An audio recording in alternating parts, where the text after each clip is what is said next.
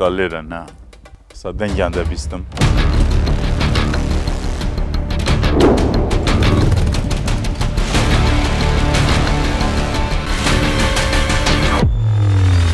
تركب خود بيجن تطبيق حطانا بيجن ارهابينا شهر بس اشتي هم دخوازن اشتي آرامی چیه بلا گیرنا کس نمیشه طلع هنيك بينين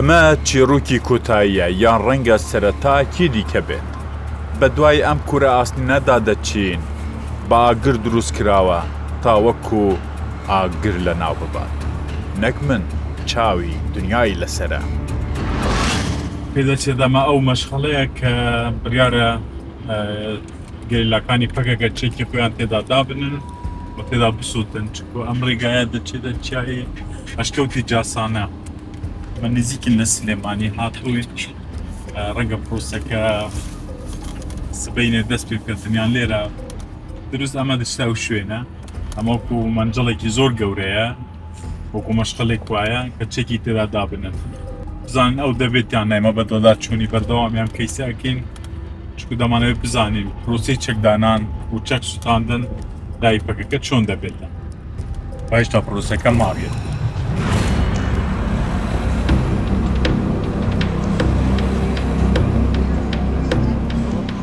لەسەر ئاستێکی باڵا ئەم ڕێوڕەسمە ڕێکخرابوو وەک هیچ ڕێوڕەسمێکی دیکە نەبوو هەمووان چاوەڕێی ڕووداوێکی گەورەن لە دڵی تاریکیدا لە ئەشکەوتی جاسەنە لە سنووری سلێمانی سیگەریلا بە جلوبەرگی کوردیەوە بێدەنگ دێنە خوارەوە قورسایی 47 ساڵ شەڕ لەسەر شانیانە ژنێک پێشیان کەوتووە ئەو سومبولی یەکەمی چەکدانان و هەنگاوی کردەی پرۆسەکەیە قورسایی ژیانی نێوچیاکان بە ڕوخساریانەوە دیارە یەک بە یەک بەرەو کورە ئاستینەکە دەچن چەکی خۆیان کە ڕەمزی بەهێزی ئەوان بوو هەندێک بەدڵ و هەندێک بە نادڵی خسیانە ناو کوورەکەوە تەسلیمی ناکەن دەیسووتێنن بەڵێ دەیسووتێنن وەکەوەی بڵێن باگر دەستمان پێکرد باگر ئاگری شەڕەکە خامۆش دەکەین ئەم هەنگاوە لەسەر داوای سەرروکەکەیان عەبدوڵڵا ئۆجەلان بووە کە 26 ساڵە لە گرتوخانەی ئیمرالیدایە لە تورکیا ji bo serkeftina pratik ya pêvajûyê aştiya civaka demokratîk weke nîşaneyekê niyeta baş û biryardarî ji bo ku tekoşîna azadî demokrasî sosyalîzma ji vir şonda bi rêbaza siyaseta demokratîk hukukê bimeşînin ser esasê derxistina qanûnên entegrasyona demokratîk em di huzura we da bi îradaya xwe ya azad çekên xwe îmha dikin پرۆسەکە لە ژێر چاودێریەکی ئەمنی توندا بوو گەریلاکان چۆن بە بێدەنگی هاتن بە بێدەنگی و بەبێ چەک گەڕانەوە بوو نێو باوەشی چیاکان کە چەندین ساڵە جێ و پێگەیان تێیدا بەهێز کردووە چێروکی ئەم ژنە گەریلایە کە چەکی بیکەیسی لەسەر شانە و دوا گەریلا چەکی خۆیدا دەنێت سەرنجی منی ڕاکێشە کە دەبێت کە سوکاریان چی بڵێن کە کچەکەیان دواگەریلە بووە چەکی خۆی دەسووتێنێت دەبێ بچینە دەڤەری ئەرجیش لە پارێزگای وانی باکووری کوردستان دەبێت دایکی کەزیبان سەکمەند 30 ساڵ ببینێ لە گوندی ئەخسێ لە دەڤەری ئەردیشی وان کەزیبان سەکمەند لە تەمەنی 18 ساڵیدا دایک باو کە سوکاری و گوندەکەی بەجێ دەڵێت دەچێتە نێو ڕێزەکانی پارتی کرێکارانی کوردستان پەکەکە زاهیدەی دایکی کەزیبان و باوکی لە سەربینینی کچەکەیان وەک گەریلاکی پەکەکە و چەکدا دەنێت قسە دەکەن.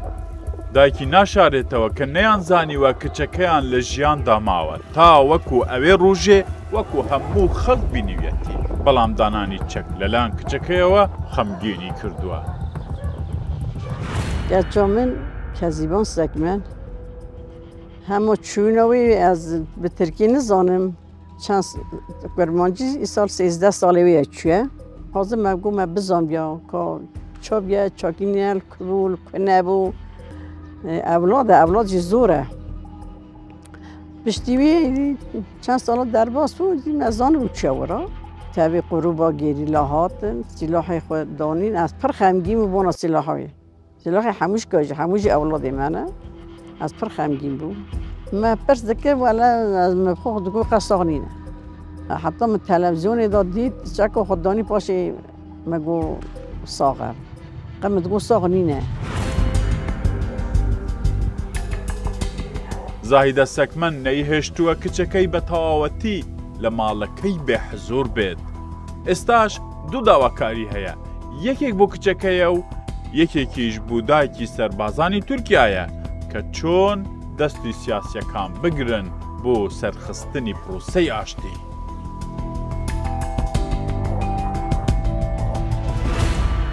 چۆن شکر تشتێکی کوتی نینە ئەس پێی سەر بلندم هەموو ئەس دەخوازم خەزڵمە بدیتە ئەس وی مەراق دەکەم ئەم گازی دایکی ترکاژی دکەن برا دەستی خو بنە دەستی me ئەم ڕجا بکەن یاش بۆی خودی ئەم هەنە ملت مەجلیسی ئەم ڕجا بکەم هیوی بکەم بژی یا ڕەوی برەوە سرەجا سەری بگرە برەوە بارشات چێبە دیسا ئیشاءالله یە چێبە ئیزنا خودی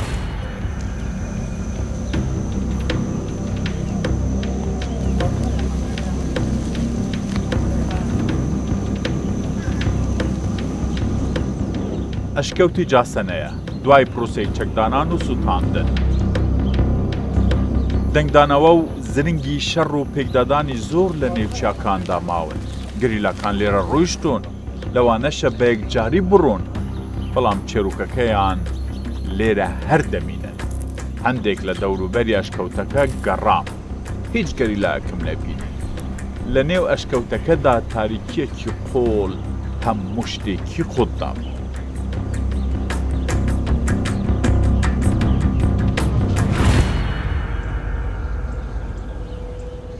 ئەم ئەشکەوتە کوتایەکەی زۆر تاریکە، هەر زۆر تاریکە، بەڵام بە هاتنی گەریلاکانی پەکەکە بوو لێرە و دانانی چەک و سووتاندنی چەکی خۆیان هەندێک ئەم ئەشکەوتەی ڕووناکرد، وەک چۆن ڕووناکی خستە سەر پرۆسەی ئاشتی و پرۆسەی چەکدانان بەرامبەر دەوڵەتی تورکیا. پرسیاری گەورە ئەوەیە هەموو پەکەکە چەکی خۆی دانێت، ئەی ئەگەر پەکەکە هەموو ڕازی بوو چێکی خۆیان دانا تورکیا دەرگای دەخاتە سەر پشت بۆ عەفوکردنیان یاخۆت وەکو هاوڵاتیەکی کورد و تورک لە دەوڵەتی تورکیا بژین. بە دوای وەڵامی ئەو پرسیارەدا دەبین پرۆسەی ئاشتی لە تورکیا و چەکدانانی پەکەکە هێشتا ماویەتی بۆیەوە باس بکەم. لە نزیک ئەشکەوتەکە ڕەشید و سەبرین بینی خەڵکی شرناخ و جزیری باکووری کوردستانن. ڕەشید بێ یەک و دوو بە یەقینەوە لەگەڵ ئاشتی و بێدەنگی چەک بوو، تەنانەت تا ئەوە ڕۆیشت کە ئەگەر پرۆسەکە سەر بگرێت کورد پشتگیری سەرۆکی تورکیا دەکەن. ماڵەوە کی ژوان گەریلایە؟ ماڵە من گەریلایە و برەوی شەهید کردی وی شەهید کردی. کوورێتە شەیدە؟ کوورێمی شەهید کردی. ئەوان گوتوار بێرێ؟ بەڵێ. گەریلایە بین باکووری کوردستانê؟ ئەم هەوی dikin Tirkiye gur anayasa gur qanûnê xwe merkezakonên ne. Hîn ji hezkin ew bên. Em hezkin bê. Bes e şer bes e. Em şer bes e. Aştî. Em dixwazin aştî aramî çêbî. Çünkü Tirkiye sepê şer kar nekir. بەڵام هاوڕێیەکەی سەبری کە برایەکی لەگەڵ پەکەکە گیانی لە دەستداوە ئەویش ئاشتی دەوێت، بەڵام بە نرخی بێدەنگکردنی چەک و دەستبەرداری چەک نا. لەگەڵ ئەوەیە پەکەکە وەک پاسەوان لە چیاکان با هەر بمینن. ئیلگەر هەندێنە هەندێک گەریلا بمینن چیایی نەیەن؟ نا برا گەریلا کەس نەمینتیایە. بس هندك ودقوا من قال هندنا همينين بلا هندك بمينن تشتري مجد بهنك ناي تما يعني جبالكو جالي كرد بكابت خارنتيه ده بلا هنك بمين يعني دوش ازولت فكر وتشت بيجي تنال قالي اس نلقى بها شماني ما دي سنه قبل دي مع باسكي تكاسي بشهر شهر کار نکردیم. او آرمان جا پرید داد خواستی.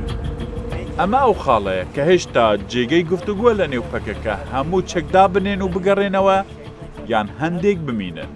تەلەفۆنی خێزانی دەکا خێزانی لە شەرناخە. ڕەشید بە تەلەفۆنەکەی لەگەڵ حوڕیەتی خێزانی لە شەرناخ قسەی کرد. حوڕیەت دایکی 4 کوڕە. بە ناوی خۆی و دایکێکی تورک قسە دەکات. کوچەکە خوادانی سلاح خواهنێک شاوەتاندن هین چت بێژن هین چت فکرن. ئەم خوازن هێستا هەبستێنن.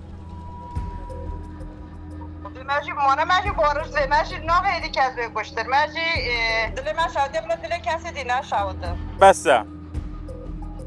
خدا بسه. ئەوش بوو ئەوش بوو دایکە کوردا وش بوو دایکە ترکاش ڕاستە منە ئۆسایە؟ بله اونا چا؟ یعنی بۆ هەموو ئەوژ گونەهن. خدا اوجی گناه منو به کس به کشتر. دایکی بەهزادم بینی لەگەڵ پیاوەکەی بە تەمەنن هاتوون پێیان وایە کوڕەکەیان کە 28 ساڵە لە نێو پەکەکەدایە یەکێکە لەوانەی چەکی خۆیان داناوە. چەند جار چیتدا قەندیلی؟ وەرە دنیا گەڕام سوێنە خۆ 50,000 جار چۆمەتە قەندیل 1000 جار. دایکی بەهزاد هەندێک دڵت مرتاح نەبووە کە ئێستا پەکەکەی دی شەڕ ناکرد ئەگەر کوڕەکەت بەساغی بمینەوە. ئەڵێن ئەمانێ سەرچەکدانێ. ئێمەش گوتمان بەش کە میشەڵاینەکان ئێمە بێنە نەکان هیچ سلێمانی بێنێتەن. ئەوان بۆ ئاشتی گشتی نەهاتبوون بەڵکو بە دوای ئاشتی تایبەتی خۆیاندا دەگەڕان بە دوای کوڕە تاقانەکەیاندا. ئەم باوکە بۆ بینینی کوڕەکەی سنووری دەوڵەتانی بڕیوە بەڵام هێشتا سنووری دڵی کوڕەکەی نەبەزاندووە. ئەوە ئیمانم بەچەک نییە من ناوەڵە ئەی چۆن کوڕەکەت ڕۆیشت؟ جا بناو بەختی باوکەکە کە پەکەکە چەکی خۆیان دانا و سوستاندیان دڵت مرتاح دەبێت کە کوڕەکە لەناو دوا سەلامەتە بەس بوو لەوێ بێ ئینشاءڵڵا لەوێ بێ بەس ئێمە تاکید نین کە لەوێیە لەکوێی؟ تاکید نین لەوێیە ئەی تاکیدی لەکوێ تەکەی؟ وەڵڵاهی نازان لەکوێ بۆ من یەک دوو کەڕە چوون بۆ ئێران بەدوایە ئەرە وەڵڵا نازان لەکوێ بەتوانێت بوو کوێ ئێران؟ وەڵڵاهی خەبەریان دووان ئەوە دایکی دەڵێ بە دنیا بووی گەڕاوی وەڵا گەڕاوی بۆی بەس تاکید نین لەناو تۆ بڵێ ئەگەر ما بێتن دڵی ئەویش بۆ تو لێبدا بێتەوە؟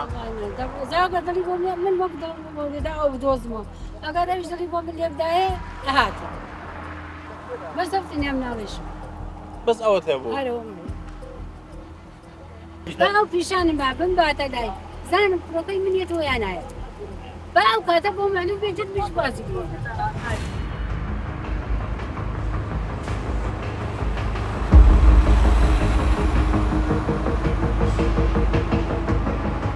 گفتوگوی نێوان ڕەشید و سەبری و پروسەی ئاشتی ئێمەی برد بۆ دەڤەری ئامێدی لە باشووری کوردستان. پێویستمان بەوەیە بچینە نێو قوڵای دەڤەرەکە بوو ناو چیایی گارە. ئەو چیا گەورەیەی بێدەنگی نازانێت. ناوچەیەکە تەنها جێپێی پەکەکە دەزانێت. گارە دوای چای قەندیل بە دووەم ناوچەی ستراتیجی لای پەکەکەدا دەنجێت. پروسەی ئاشتی سەردەگرێت ئەوانەی دەیان ساڵە چەکیان هەڵگرتووە چەک دادەنێن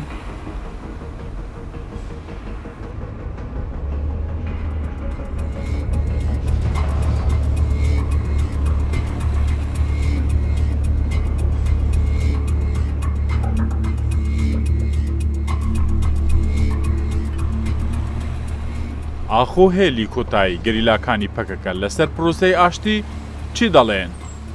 بەڵام ڕێگاکە ئەوها ئاسان نەبوو کە بیرم لێ کردبووەوە. ڕێگای ئەم چیایە پێمان دەڵێت ئەوانەی لێرە چێکیان هەڵگرتووە ئاسان نی.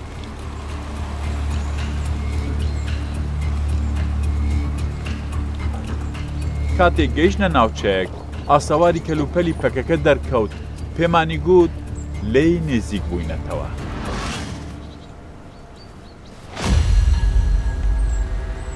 ئێرە بۆ ئێمە دوایین خاڵ بوو بە ئۆتۆمبیل بگەین.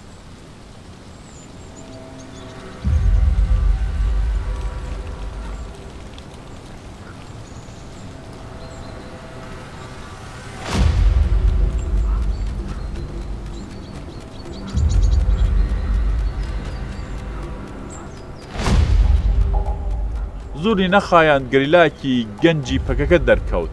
ئەمە فوئادە تەمەم 22 ساڵە کاتێک بۆتە گەریلا تەنها 10 ساڵ بووە. تڤەنگەکەی وەک ناوی خۆی لەگەڵ خۆی هەڵگرتووە گوتی تا دووری 800 مەتر گیان لەبەر دەکوژێت. لی دەپرسم چی دەڵێیت لەسەر پرۆسەی ئاشتی؟ تو هەر هەماڵ بێری؟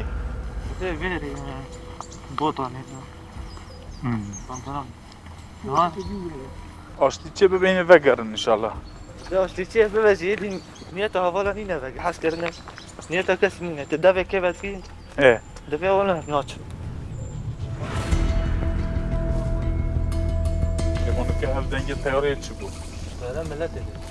فواد باز دەکات کە چوون لەم چیایە دەزانن کام دەنگی ئاسمان فڕۆکەی مەدەنیە و کام دەنگ فڕۆکەی جەنگیە، بەڵام گوتی درۆنی تورکیا دەنگیان نییە.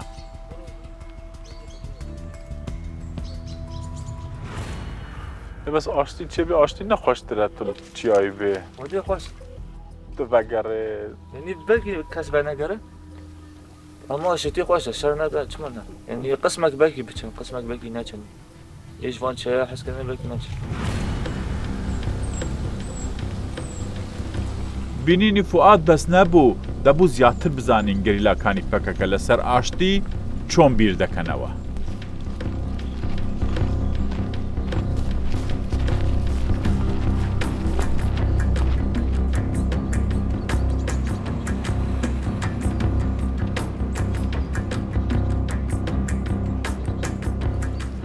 لە ڕێگای گەڕان بە دوای پەکەکەدا لە چیای گارە ئەم نووسین و دروشمانەی پەکەکە ئێمەی ڕاگرت.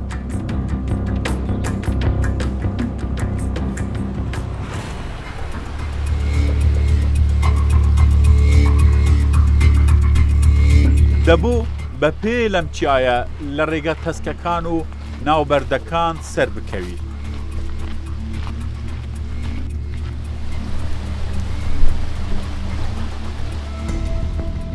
لەم ڕێگایەوە سەرکەوتین گەیشتە بنکەیەکی سەرەکی گەریلاکانی پەکەکە.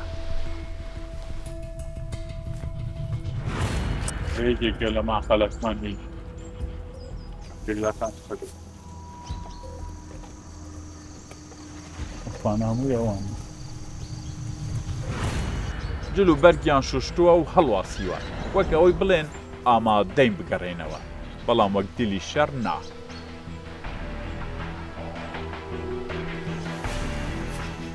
ئەسپەکان زانیان ئێمە ئەهلی چیاکان نین، دوور کەوتنەوە لە پڕدا گەریلایەکی پەکەکە بە جلی مەدەنی دەرکەوت، دوای ئەوە وردە وردە دەردەکەون.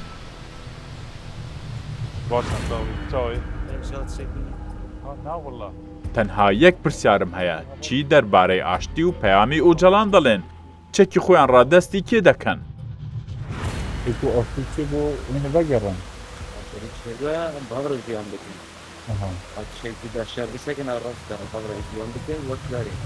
تەلوکاتیە نەگوتیە چەکدا بنن و پرۆسا ئاشتی بکەن و پزگیریا ئەردوغانی دیکەن وەک سەرۆکی تورکیا. ئێمە مە گاوە گاوێتیە یا ئەگەر ئاشتی چێ بڕە هەنێک تشتی چێ ببە هەیە ئەو دەبێ. با چ گۆداریکی دەژە سەرێ سەرۆکاتی ژۆر؟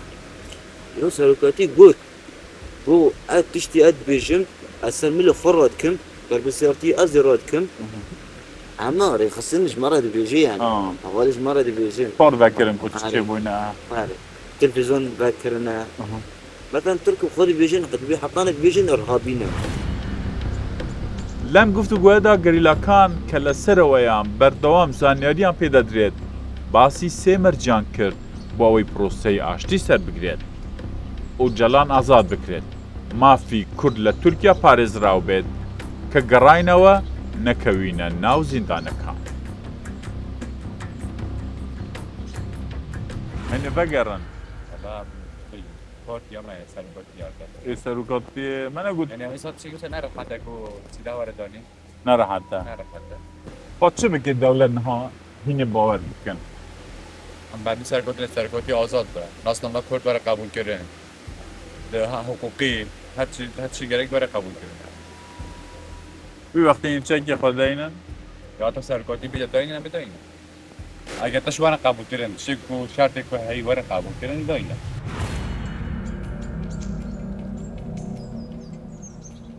قسەی کوتای گەریلەکان لەم گفتوگویەدا خوێندنەوەی پشڕستەکانی پەیامی و جەلان بوو قەندیل لەسەر خو هەڵوەشاندنەوە و ڕادەستکردنی چەک.